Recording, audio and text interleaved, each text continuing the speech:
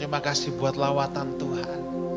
Bapa, sekarang saatnya kami ingin mendengarkan apa yang menjadi isi hati Bapa ditumpahkan di tengah-tengah kami semua.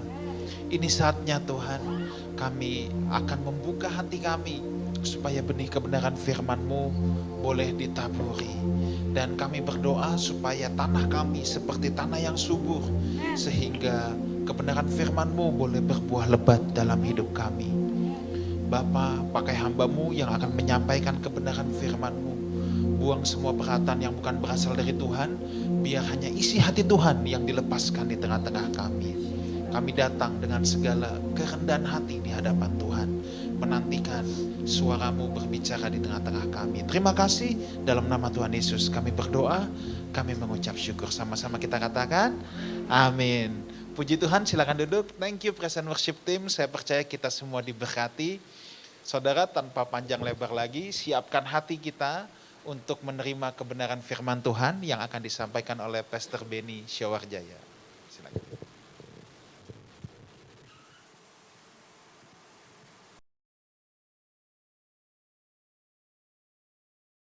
Shalom Bapak Ibu Saudara. Shalom. Yuk kita beri tepuk tangan untuk Tuhan Yesus dulu yuk. Bapak Ibu Saudara, rata-rata manusia secara umum ya, selama hidupnya di dunia ini, rata-rata tuh maunya berusaha keras menghindarkan dirinya dari keadaan buruk atau keadaan yang tidak nyaman, dan berusaha keras untuk mendapatkan keadaan yang baik, keadaan yang nyaman, yang dipandangnya enak. Ini rata-rata bicara soal fasilitas hidup.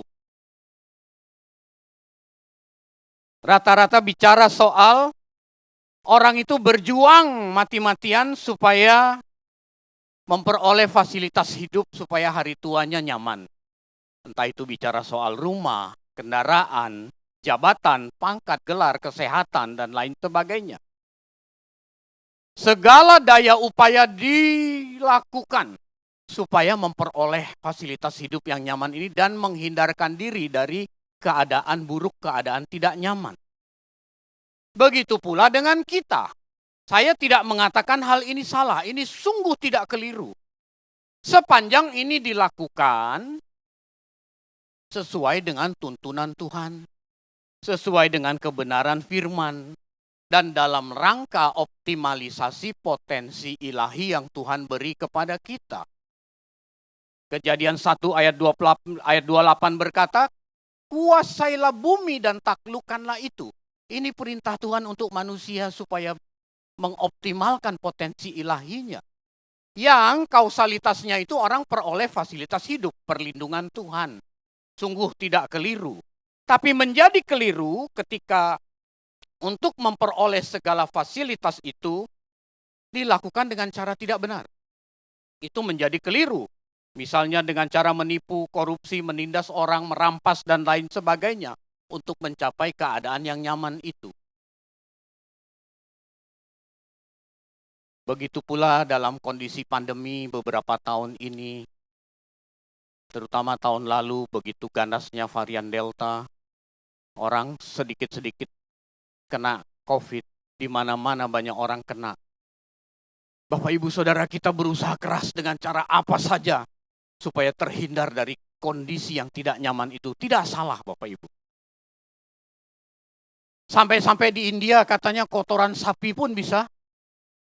Kalau orang mandi digosok kotoran sapi bisa anti COVID katanya. Dilakukan. Dan di negeri kita, susu yang berkaya itu ya, susu yang berkaya itu sampai langka di pasaran. Gara-gara orang percaya hal itu dan orang tidak mau kena COVID. Demi terhindar dari hal yang tidak nyaman, orang berusaha melakukan cara apa saja. Tetapi sewaktu sehat, orang abai. Ini masalahnya. Istri teman saya dulu waktu awal-awal COVID, dia bilang nggak ada itu COVID. Kena sekeluarga. Abai dia nggak mau pakai masker. Kita masih ingat waktu awal-awal vaksin baru masuk, masih diperuntukkan untuk tim kesehatan. Ada orang yang sudah berhasil dengan bayar atau dengan apapun caranya, ngaku-ngaku keluarga, apoteker dan lain sebagainya bisa dapat duluan. Demi terhindar dari kondisi yang tidak nyaman itu. Bapak Ibu Saudara, untuk sakit penyakit orang bisa mempertaruhkan apa saja agar terhindar atau tetap sehat. Untuk fasilitas hidup orang berusaha semaksimal mungkin demi mencapai keadaan nyaman. Saya sekali lagi berkata, saya tidak mengatakan ini salah. Tetapi saya mencoba untuk membandingkan sesuatu yang bersifat sementara dengan sesuatu yang bernilai kekal. Sebagai makhluk yang memiliki unsur kekal, manusia itu punya unsur kekal. Waktu Allah menciptakan manusia, Tuhan menghembuskan nafas hidup. Itu unsur kekalnya. Roh itulah yang diingininya dengan cemburu. Manusia pasti akan berhadapan dengan resiko kekekalan. Maksud resiko kekekalan adalah semua perkataan kita, semua tindakan kita, semua perbuatan kita pasti mengandung resiko kekekalan. Makanya orang percaya harus hidup baru di dalam Tuhan, sudah tidak bisa lagi hidup suka-suka dirinya sendiri. Bapak Ibu Saudara yang ada di dalam ruangan ini dan yang sedang nonton online, orang-orang percaya, kita sudah tidak bisa hidup suka-suka kita sendiri karena semuanya mengandung resiko kekekalan. Tapi tragis, justru untuk nasib kekal orang abai. Orang nggak peduli. Bahkan tidak berusaha semaksimal mungkin. Nyantai aja. Mengalir katanya. Saya mau kasih tahu kalau di sungai yang mengalir itu sampah kotoran. Kalau ikan yang berusaha cari makan, dia tidak mengalir.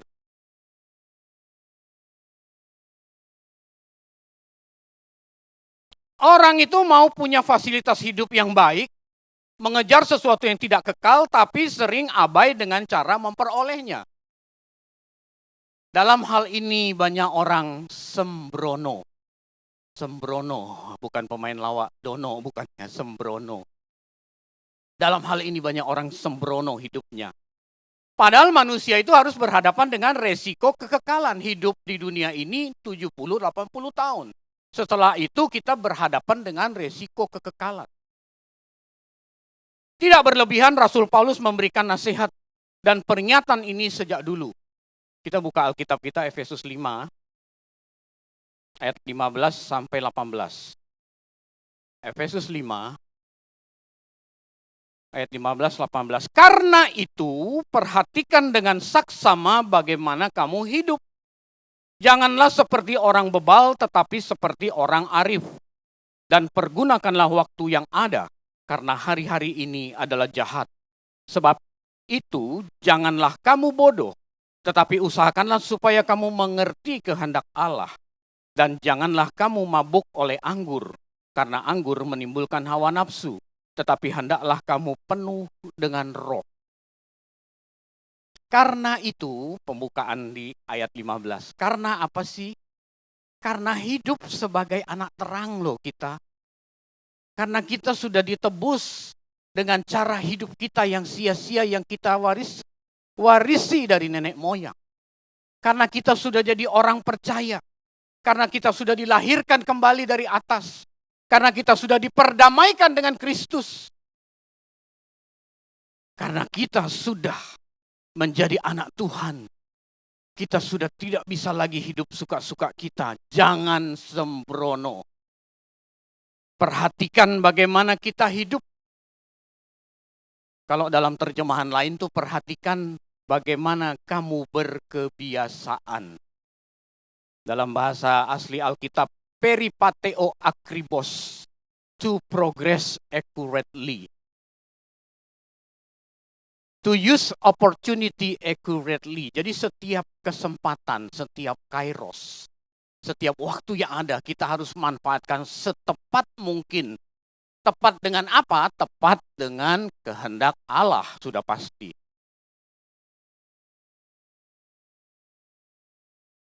Saya merenungkan, kok Paulus ini ngurusin hal-hal sepele ya? Kebiasaan hidup kan kayaknya sepele ya.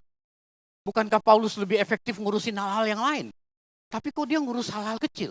Ternyata Bapak Ibu Saudara, dari hal-hal sepele, itu sudah cukup beralasan membawa orang percaya pada kebinasaan. Nanti kita lihat.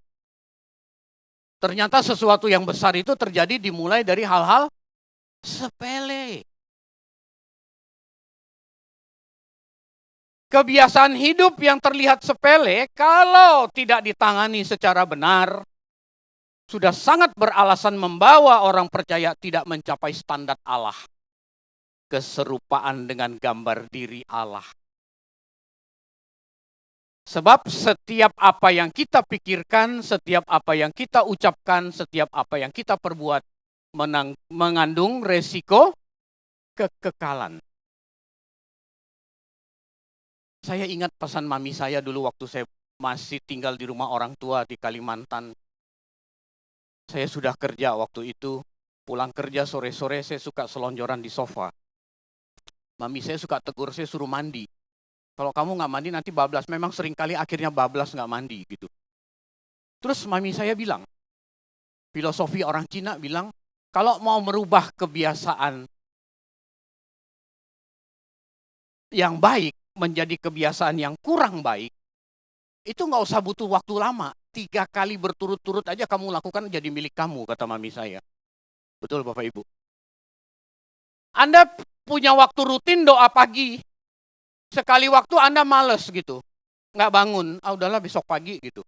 Besoknya lagi gitu lagi, ada besok lagi. Sampai 3 kali berturut-turut aja. Langsung jadi karaktermu itu. Tapi kata mami saya, kalau kamu mau merubah kebiasaan buruk menjadi kebiasaan yang lebih baik, butuh waktu 3 tahun dan serius katanya. Itu harus maksudnya itu bukan 3 tahun beneran, harus sungguh-sungguh diupayakan. Itulah sebabnya hal-hal sepele pun diurus oleh Paulus. Saya punya anak, laki-laki Emerson namanya. Suatu waktu dia suka makan tempe goreng. Benar-benar suka, kalau tempe goreng maunya udah dikasih di piring pun dicari mana yang lebih gede gitu. Itu yang tanya mamanya. Satu waktu siang-siang saya turun ke bawah, dia udah duluan turun, saya lihat bibirnya berminyak. Lalu saya bilang, kamu makan tempe ya? Enggak papi katanya. Lalu saya bilang, kalau kamu mau mendingan kamu ngomong. Kalau kamu bilang enggak, papi lihat mulutmu ada minyak. Masa gara-gara tempe you don't go to heaven? Saya bilang, kaget dia. Masa iya papi? Iya. Kalau kamu sekarang bilang enggak, nanti kamu ada kesempatan kamu makan lagi, kamu bilang enggak lagi. Lama-lama kalau tempe belum digoreng, kamu ambil dari freezer, kamu goreng sendiri, kamu bilang enggak juga, saya bilang. Bapak, Ibu, Saudara, hal-hal kecil itu bisa bawa kita tidak berjumpa dengan Tuhan Yesus. Kalau dibiarkan, kalau tidak serius dibenahi. Orang yang tidak jujur berkepanjangan itu disebabkan karena hal-hal sepele. Coba tanya di tahanan-tahanan penjara, koruptor-koruptor. Mereka bisa nyolong miliaran triliunan itu, apa langsung triliunan miliaran begitu? Pasti dari angka yang kecil. Ada kesempatan dilakukan terus lama-lama jadi milik mereka. Itulah sebabnya Paulus bilang jangan seperti orang bebal, tetapi seperti orang arif. Orang bebal itu orang yang sudah diperingati berulang-ulang tetapi terus melakukan kesalahan yang sama. Itu orang bebal. Orang yang diperingati oleh Roh Kudus berulang-ulang tidak peduli. Tetap dilakukan. Jangan mencuri, jangan mencuri, jangan mencuri. Awal-awal sih mungkin dak-dikduk hatinya karena belum pernah melakukan. Tetapi ketika dia sukses di kali pertama itu, lain waktu ada kesempatan kedua, dia merefer kepada kesempatan pertama itu. Waktu itu nggak masalah tuh gitu. Ada kesempatan dia curi lagi.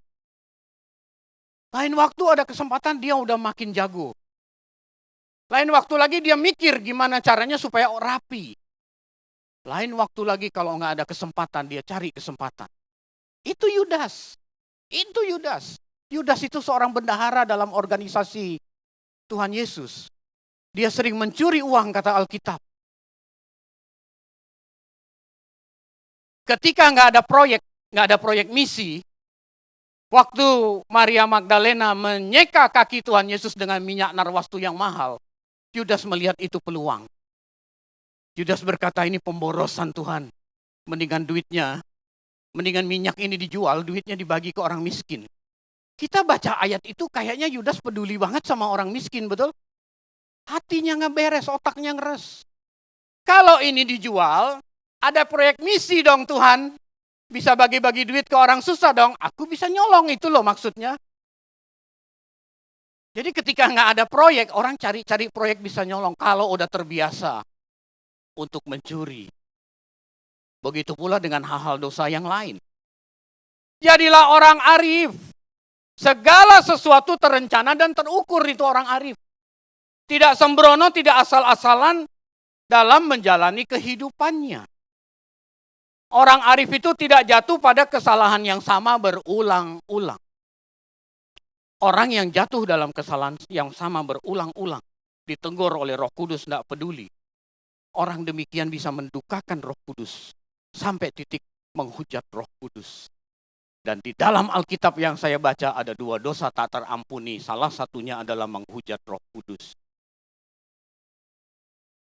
Itulah sebabnya saya katakan tadi, hal-hal sepele itu bisa membawa kita tidak memenuhi standar Allah.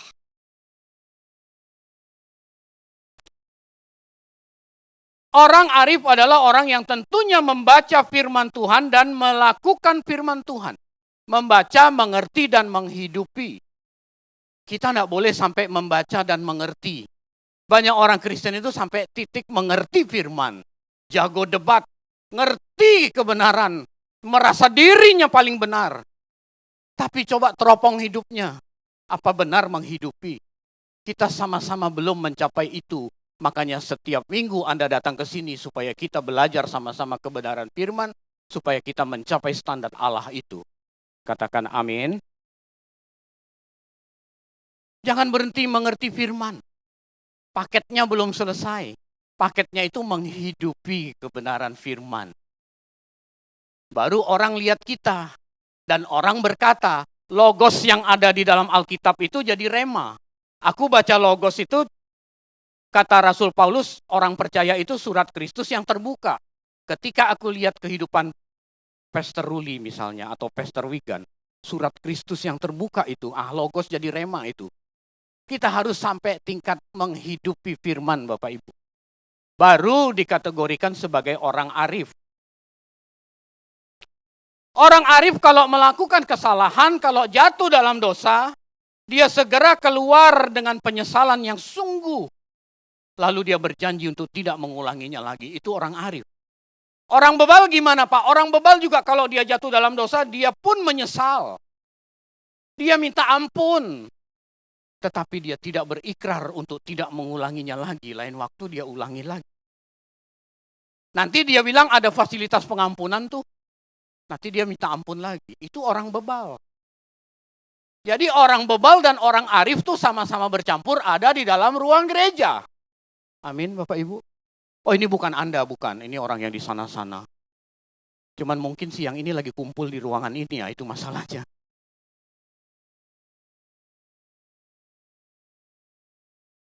Orang bebal adalah orang yang tidak mengindahkan teguran Roh Kudus. Tidak melakukan kehendak Bapa. Dia melakukan kehendaknya sendiri. Itu orang bebal. Saat-saat tertentu dia bisa taat dan dia bisa menyesali banget perbuatannya. Dia bisa nangis di mimbar. Dia kalau lagi doa dia bisa nangis, sungguh menyesal. Tapi besok ada kesempatan dia ulangi lagi. Itu orang bebal. Jadi Anda jangan sempit pikirannya orang arif itu di gereja, orang bebal di luar gereja. Enggak, ini sama-sama ada di dalam gereja. Cuman cara pertobatannya yang beda. Nah Bapak Ibu Saudara, siang ini saya mengajak kita melihat ke dalam diri kita masing-masing. Aku nih siapa ya? Kita periksa diri kita. Bebal apa arif ya? Kita lihat dalam diri kita masing-masing. Efesus 5 ayat 16 tadi berkata, Paulus berkata, dan pergunakanlah waktu yang ada. Karena hari-hari ini adalah jahat. 2000 tahun yang lalu. Surat Efesus ditulis itu tahun 80 ke atas. Hari-hari ini adalah jahat. Sekarang 2022 di penghujung. 2023 memang kepala negara kita bukan bilang tahun jahat tapi tahun gelap 2023. Orang semakin sulit bersaing hidup, Bapak Ibu. Tahun gelap itu pasti dari pertumbuhan ekonomi. Kalau ekonomi tidak bertumbuh, berarti untuk bersaing hidup itu makin susah. Dalam keadaan itu, orang semakin menggila untuk tidak memperhatikan teguran kebenaran firman. Bisa sampai saat itu, bisa sampai begitu Bapak Ibu. Orang arif harus mempergunakan waktu yang ada. Atau kesempatan, atau dalam bahasa aslinya kairos.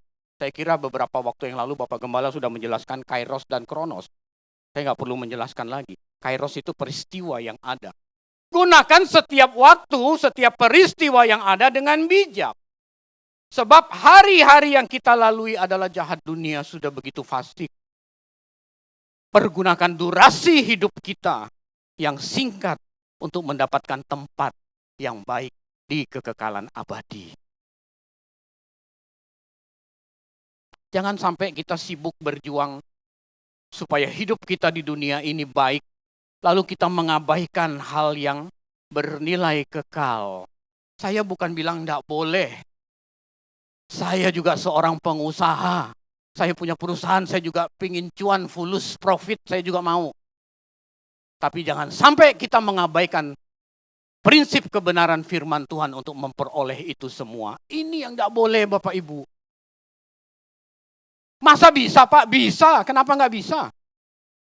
Orang Tuhan menciptakan manusia, Tuhan suruh manusia kerja kok. Tuhan bilang beranak cuculah dan bertambahlah banyak. Itu perintah berkomunitas, perintah berkeluarga. Yang kedua, kuasailah bumi dan taklukkanlah itu, bekerja. Menggunakan prinsip kebenaran firman Tuhan. Supaya manusia bertumbuh menjadi serupa dengan Kristus. Mengapa nggak bisa gitu? Oleh karena dunia kita sudah begitu fasik.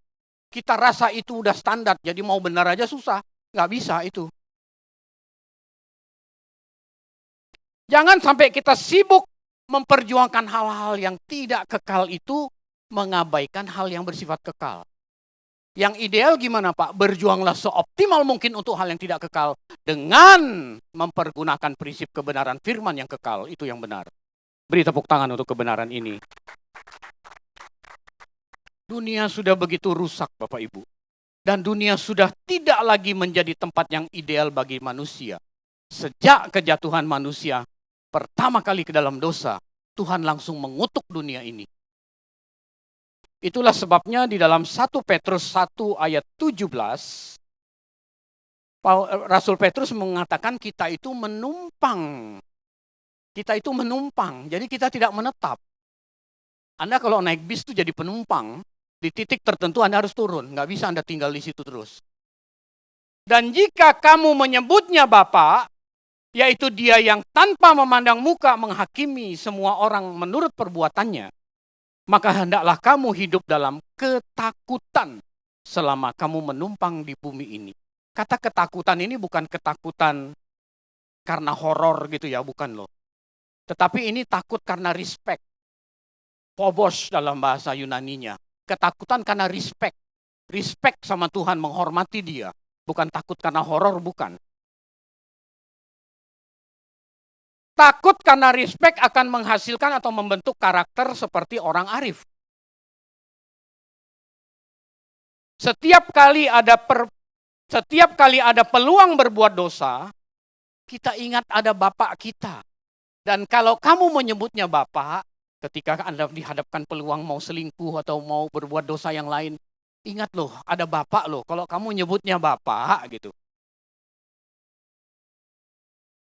Kita ingat bahwa setiap perkataan dan perbuatan kita mengandung resiko kekekalan. Dia yang tanpa memandang muka menghakimi semua orang menurut perbuatannya. Jadi ada risiko kekekalan setiap perbuatan kita maupun perkataan kita. Maka kita harus memilih untuk tidak melukai hati Bapak kita. Anda tidak nyuri uang di kantor itu bukan karena takut ketahuan atasanmu. Kalau dulu bolehlah, orang dunia begitu. Kalau ketahuan malu. Apalagi masuk ketangkep KPK malu. Tapi kalau kita udah nggak di situ Bapak Ibu.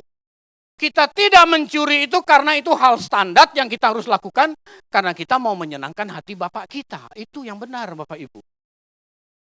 Kalau lu nggak nyuri sih teman-teman semua pada enggak. Kenapa sih? So alim lu, biarin aja orang bilang kita so alim atau apa. Tapi kita tahu bahwa kita tidak memilih untuk tidak mencuri karena kita tidak mau melukai hati Bapa. Bukan karena takut ketangkep KPK, bukan. Bapak Ibu, kejatuhan manusia ke dalam dosa membuat bumi ini rusak. Kejadian pasal 3 ayat 17. Tuhan mengutuk tanah, Tuhan mengutuk manusia. Ketika Tuhan mendapati manusia berdosa. Sejak saat itu, bumi tidak lagi menjadi tempat yang ideal bagi manusia. Sebenarnya Tuhan ciptakan ideal. Semua buah di pohon ini boleh kau makan. Kecuali yang satu itu. Adam dan Hawa kan tugasnya beranak cucu dan menguasai bumi, berkomunitas dan bekerja. Dengan prinsip kebenaran firman. Maka di kitab Kejadian tuh kita sering mendengar berfirmanlah Allah. Berfirmanlah Allah. Berfirmanlah Allah. Itu guidance-nya buat Adam dan Hawa di Taman Eden. Tapi mereka tidak mau mendengar. Mereka terkecoh oleh si ular. Maka Tuhan mengutuk bumi ini. Sejak saat itu, bumi yang kita huni ini tidak lagi menjadi tempat yang ideal. Itulah sebabnya banyak sekali bencana alam di mana-mana. Itu karena orang menggunakan kesempatan hidup yang Tuhan berikan dengan tidak bijaksana. Sebab itu janganlah kamu bodoh. Kata bodoh itu sebenarnya bukan bodoh IQ. Tetapi tidak bijaksana. Afrones dalam bahasa Yunaninya. Afrones itu tidak bijaksana. Bukan bodoh secara IQ, bukan. Orang yang tidak bijaksana. Maka jadilah arif. Jadilah arif di dunia yang semakin rusak ini. Sebab kita hanya menumpang. Hiduplah dengan penuh respect. Phobos, ketakutan yang benar kepada Allah Bapa. Respect. Jadi kalau kita memilih tidak berbuat dosa itu bukan karena kita takut ketahuan atau apa, tapi karena kita mau phobos, kita respect kepada Allah Bapa. Untuk itu kita harus mengerti kehendak Tuhan lewat belajar kebenaran firman. Sebab kehendak Tuhan bisa kita temukan di dalam kebenaran firman. Pak, saya nggak ngerti kehendak Tuhan, Pak. Bacalah Alkitab. Pak, saya mau dengar dari Bapak langsung, aku bukan dukun. Bacalah Alkitab. Pak, saya nggak ngerti nih Pak, gimana baca? Kalau nggak ngerti, baru kita bahas sama-sama. Kalau Anda baca aja tidak, bagaimana saya mau jelasin, kan gitu. Betul Bu Rita ya? Baca aja kagak mau, gimana Bu Rita mau kasih penjelasan gitu. Kan gitu. Sebab itu janganlah kamu bodoh, tapi usahakanlah supaya kamu mengerti kehendak Allah. Orang Kristen, sepintar apapun dia, walaupun gelarnya banyak, walaupun kedudukannya tinggi, walaupun mungkin lulus dari universitas terbaik di atas muka bumi ini, kalau tidak mengerti firman, kalau tidak belajar Alkitab, dia tetap dipandang sebagai orang bodoh dari segi kacamata kebenaran firman, atau orang yang tidak bijaksana atau afronet. Itulah sebabnya tidak heran kalau kita pernah menjumpai orang yang pinter, yang lulus dari universitas terbaik, bahkan bergelar tinggi, tapi percaya pada hal-hal mistik. Ada nggak orang begitu di gereja Bapak Ibu? Ada, usahanya besar, omsetnya besar, gelarnya tinggi, bolak-balik ke luar negeri, mengerti ini, mengerti itu, tapi begitu di gereja, dia bisa percaya sama hal-hal mistik gitu.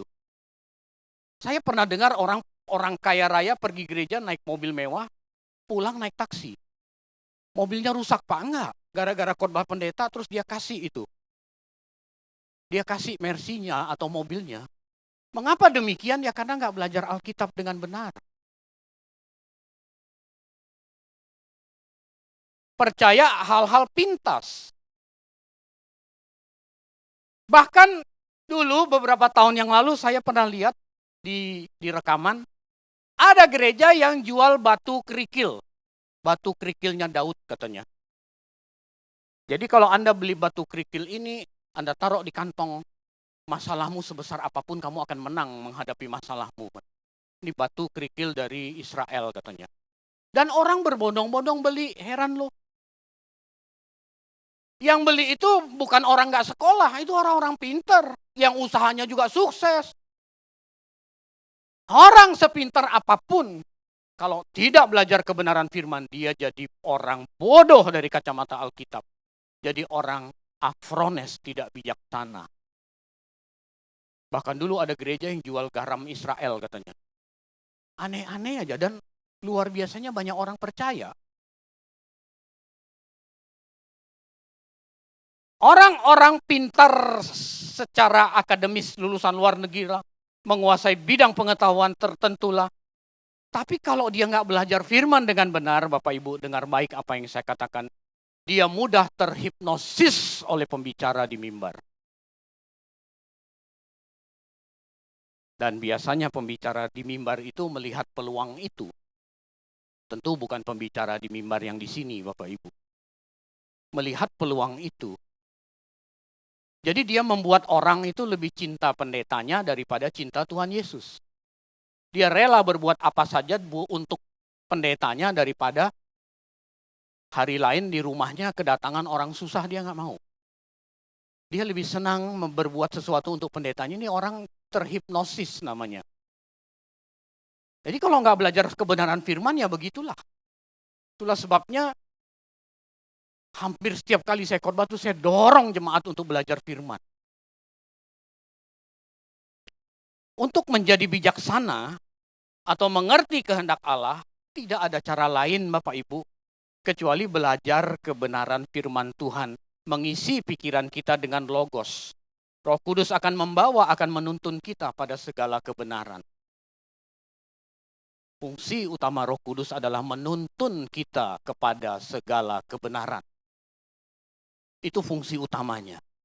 Jadi kalau Anda sudah ada di track yang benar, berarti Anda dituntun oleh Roh Kudus.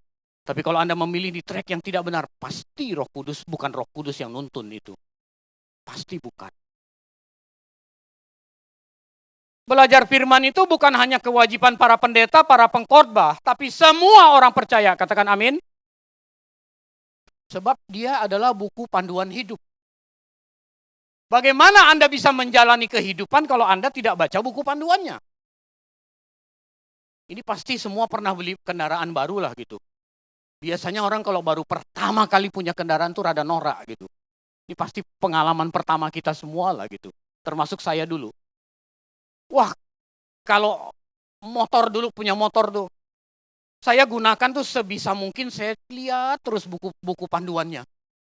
Jangan sampai kelewat ganti oli gitu. Kalau kelewat bisa nanti garansinya habis tuh gitu. Atau nggak ada garansinya lah. Pokoknya saya memperlakukan kendaraan saya tepat seperti buku panduan servisnya. Supaya apa? Salah satu tujuannya. Kalau udah 2 tahun, 3 tahun kita mau jual.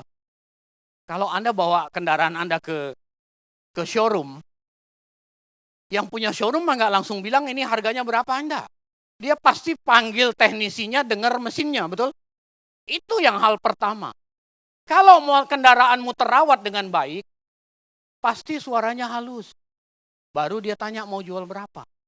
Tapi kalau kendaraanmu tak terawat, ganti oli, waktu ingat saja, itu pun di pinggir jalan dan lain sebagainya. Waktu dibawa ke showroom mau dijual setelah 2 tahun, 3 tahun. Begitu di starter, wah suaranya udah nggak jelas itu. Ini mobil atau speedboat gitu suaranya. Kalau harganya 10 juta, yang punya showroom bilang 5 juta bisa nggak? Dia tawar rendah. Tapi kalau kendaraan Anda terawat, 10 juta, dia mungkin nggak nawar. Karena dia tahu ini terawat. Bapak Ibu, kalau kita menjalankan hidup kita tidak sesuai dengan buku panduan hidup kita, mati nggak? Menghadap penghakiman Tuhan nggak? Menghadap. Tapi jangan sampai Anda dipandang tidak bernilai di mata Tuhan karena tidak mengoperasikan kehidupanmu sesuai dengan buku panduan hidup itu. Maka baca Alkitab, Bapak Ibu. Ayat 18 dari Efesus 5 berkata, "Dan janganlah kamu mabuk oleh anggur. Karena anggur menimbulkan hawa nafsu, tetapi hendaklah kamu penuh Roh Kudus." Ini kayaknya nggak nyambung ya. Lagi bicara soal hidup jadi orang arif, jangan jadi orang bodoh, pergunakan waktu yang ada, hari-hari injat. Tiba-tiba Paulus bilang jangan mabuk anggur. Sebenarnya pada ayat ini Paulus mau menyederhanakan maksudnya. Ingat, zaman itu adalah sekitar tahun 80. Peristiwa para rasul dipenuhi Roh Kudus itu sekali. Dan banyak orang tidak mengerti apa itu dipenuhi Roh Kudus. Itulah sebabnya Paulus menyederhanakan. Kalau kamu minum anggur, tubuhmu akan dipenuhi oleh anggur. Maka outputnya kamu jadi ngaco gitu, mabuk. Orang mabuk kan ngaco gitu. Ngomongnya ngaco, perbuatannya ngaco, ketawa sendiri, so akrab dengan orang lain gitu. Kok Pak Pendeta tahu? Ya saya dulu pernah mabuk soalnya. Jadi ketemu orang tuh rasanya kayak semua temen, diketawain semua gitu, sapa semua, itu orang mabuk. Jadi kalau kamu memenuhi tubuhmu dengan anggur, kamu akan dipengaruhi oleh anggur itu, outputnya adalah kamu mabuk.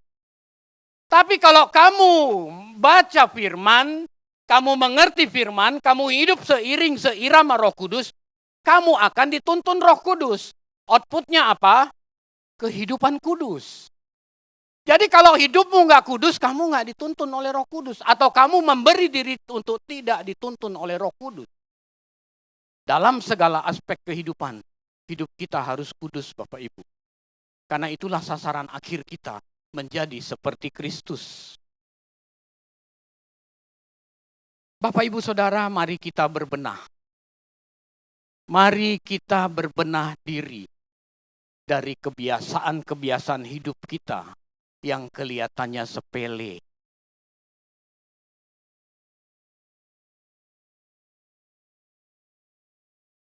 Pria-pria kalau masuk WC umum di mall atau di mana-mana,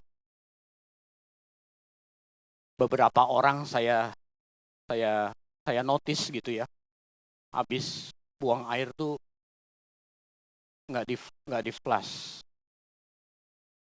Itu kebiasaan loh Bapak Ibu. Masa gara-gara nggak nge-flash terus nggak masuk surga Pak? Coba aja lakukan terus-menerus. Anda rasa nggak enak nggak dalam hati gitu? Anda habis buang air di urinoir gitu, terus Anda nggak nge-flash keluar. Ada rasa nggak enak nggak? Kalau ada itu Roh Kudus tegur Bapak Ibu. Coba Anda lakukan itu terus-menerus sampai Anda nggak pernah nge-flash. Lama-lama Anda mendukakan Roh Kudus. Itu hal sepele, itu hal kecil. Belum lagi hal-hal lain. Dari tadi saya ambil contoh pria, sekarang saya ambil contoh wanita supaya adil. Ibu-ibu coba kalau Anda dikasih uang belanja sama suami gitu.